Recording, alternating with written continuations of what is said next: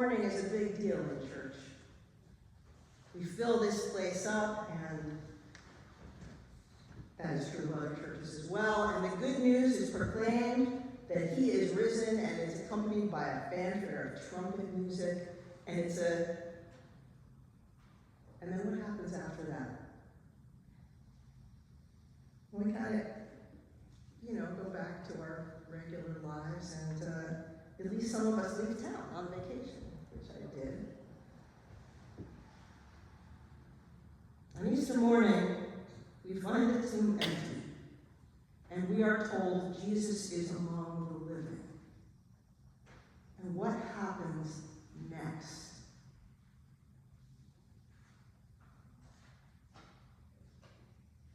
Well, in the Gospel of John, Jesus appears then to Mary Magdalene. And in the Gospel of Matthew, Jesus appears then to the women who were at the tomb, all of them. And in both of those Gospels, Jesus then appears to the 12, the apostles, the inner circle, his A-team, if you will.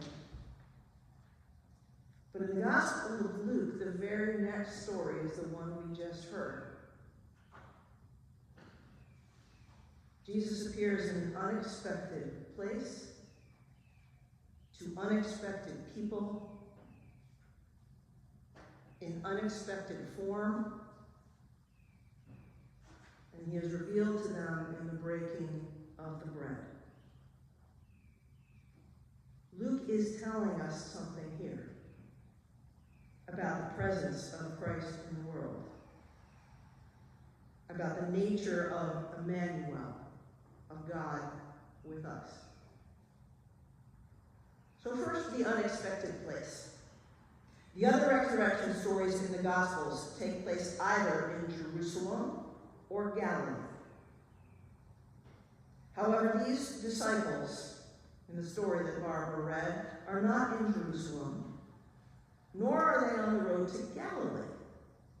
They are on the road to Emmaus. And we don't know where that is.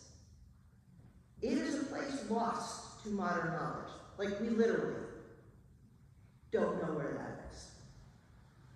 Luke tells us how far it is from Jerusalem, but distances in the Bible are sort of approximate because they're based not on the location of a map, but on the amount of time it would take to walk there. So it kind of depends on the terrain. Emmaus was a couple hours walk from Jerusalem, but in which direction? It is a place that Jesus, as far as we know, has never mentioned. There is no reason to expect him to turn up there. He's just gone off the map. Second, the unexpected people. In John, again, first appearances to Mary Magdalene. There's a little bit of unexpected feminist vibe there. But at least we've heard of her. We know that she's a very close, intimate associate of Jesus. In Luke, we have Cleopas. Who the heck is Cleopas? Have we heard of him before? No, we have not. In fact, this is the only mention of that name in the Bible. He is not one of the 12. He's not one of the chosen apostles. He's not one of the inner circle. He is a marginal figure. And as to the other, we don't even know their name.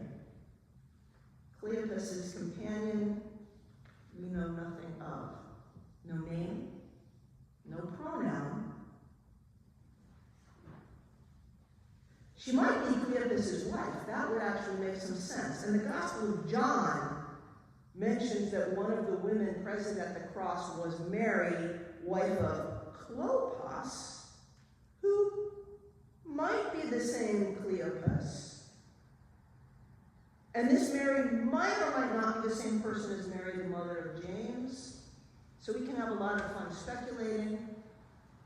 But Luke does not connect those dots for us. So maybe for Luke, the anonymity and ambiguity of this unnamed disciple is part of the good news.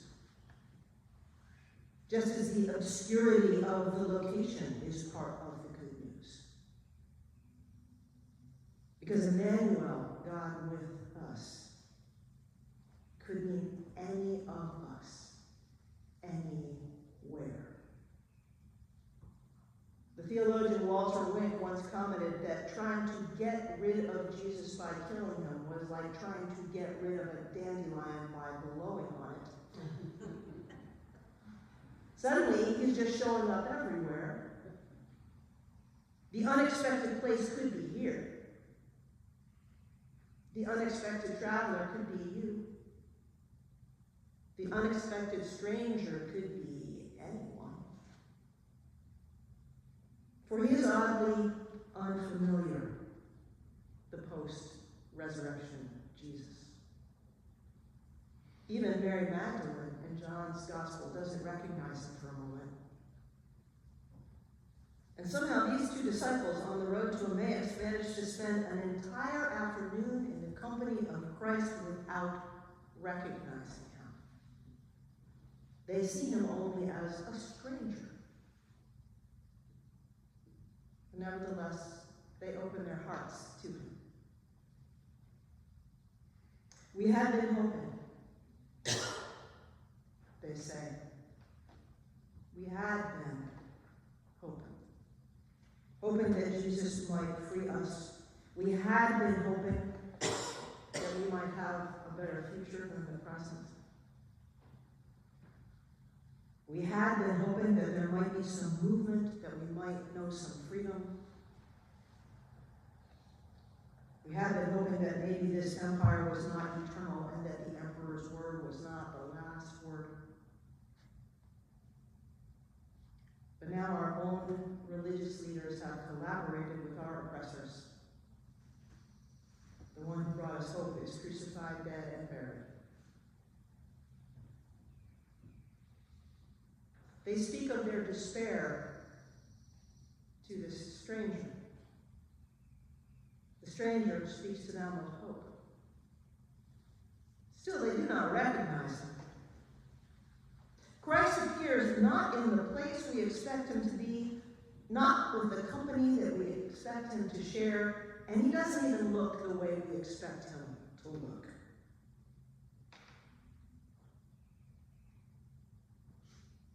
Perhaps this too is part of Luke's good news.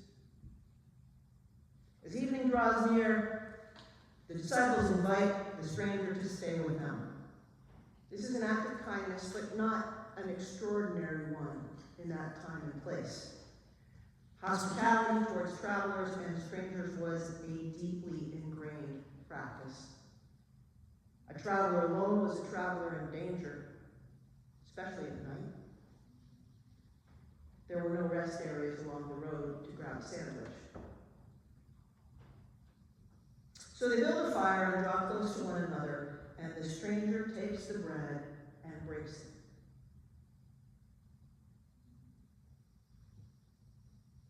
They do not recognize the face, but they recognize the gesture.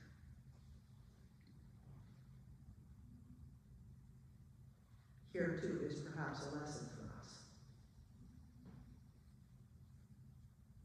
The New Testament scholar Dominic Crossan once memorably posed this question: how many years was Easter Sunday?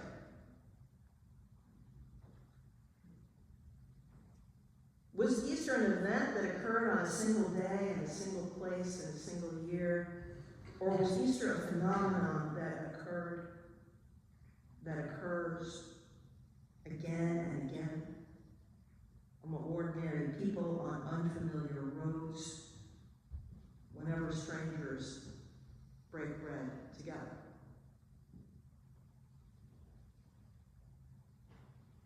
Perhaps we, like the disciples in our story, are walking with some grief right now. Perhaps we are feeling our hope give way to despair, perhaps with good reason.